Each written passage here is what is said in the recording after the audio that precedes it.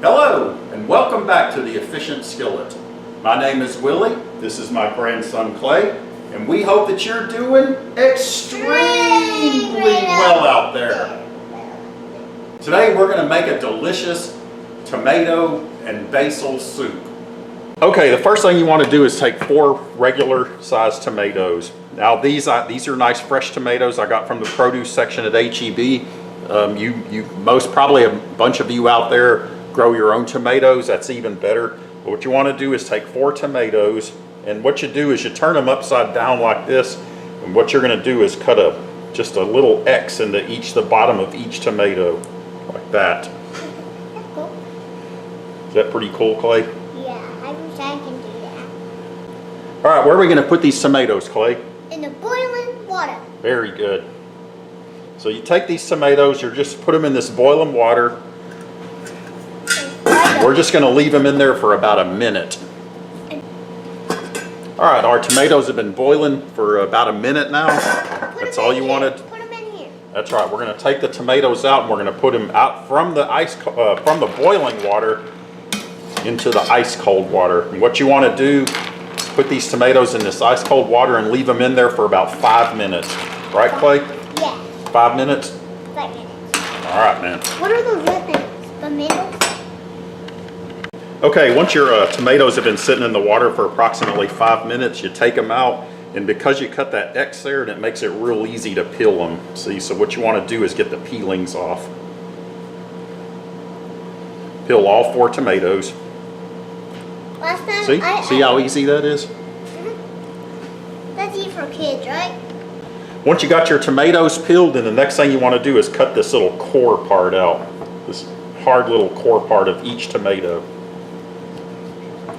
I don't want to cut myself. All right, Clay. We're not going to get cut, right? All right. Okay, once you got your tomatoes cored, the next thing you want to do is quarter them. So you cut them in quarters. And then what you want to do is poke the seeds out. You see these seeds? You want to poke them out. Poke out all the seeds, as many as you can. That's what we eat with Papa.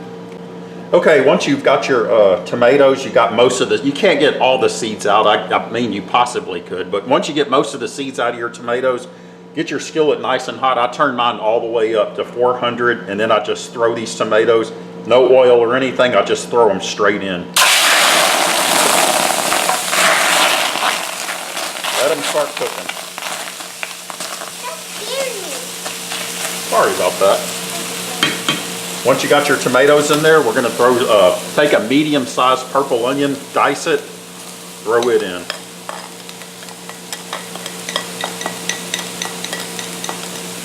All right, the next thing, once you got your tomatoes, you got your onions in there, we're going to take 3 cloves of garlic and you just crush them. What? You can use a blade or your knife and just crush them. There we go, like that, and just throw them in there. What does garlic do? Garlic adds flavor, Clay. Oh, that's cool. There's 2. We're done. Okay, so we got our 4 tomatoes that are peeled and de-seeded. We got 1 medium-sized purple onion and 3 cloves of garlic that are crushed and put in there. So what we're going to do now is to help this cook a little bit more, so we're going to put our lid on.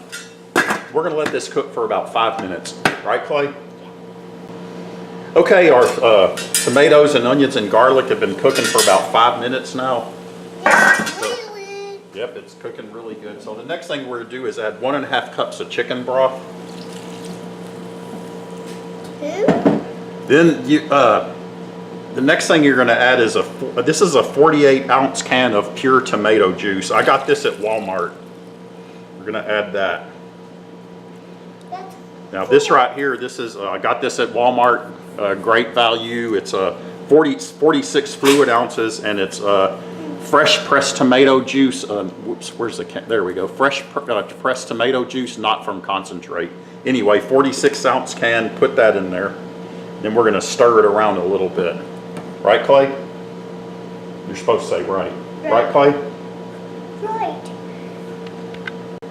All right, Clay, so we got all that stuff added. What do we add next? Salt and pepper. Salt and pepper, that's right. So I'm gonna add 4 pinches of kosher salt to this. That kind of works for me. You want to salt and pepper it to taste. Can I have that? Can I have one too? And 4. There we go. That enough?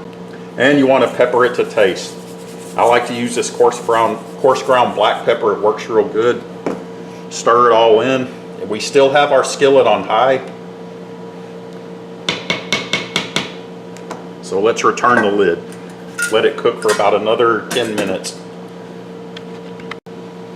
Okay, our soup's been cooking for about 10 minutes now. What I like to do is take a potato masher and just start pressing down on those tomatoes in there. Those chunks of tomatoes, we want to make them to where they go from just chunks to little bits. So you'll spend a few minutes just mashing them down. Turn them into little bits, and those little bits of tomato add a lot of pizzazz to your tomato basil soup.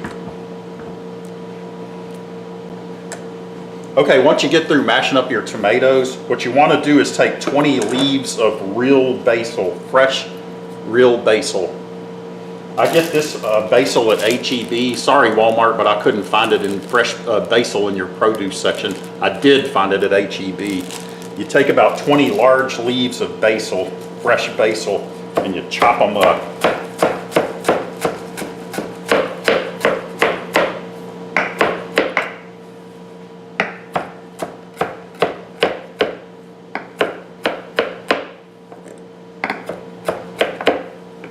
Add them to your to your soup.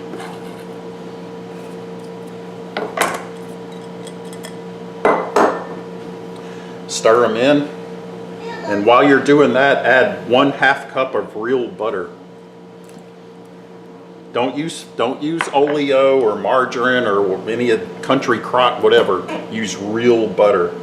And as that butter melts, you want to stir it in and emulsify it with your soup. Okay, once you got your butter stirred in there and all melted and stirred in, the last step to this is we're going to put in 1 cup of heavy whipping cream. Stir in your whipping cream.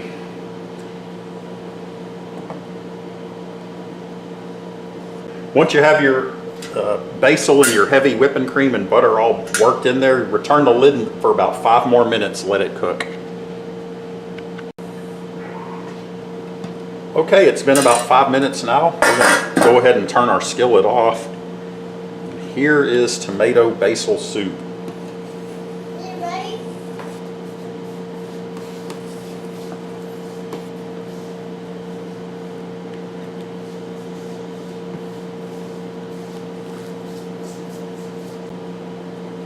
Now you may want to garnish this tomato basil soup with a fresh maple leaf on top, just purely for looks, aesthetically pleasing.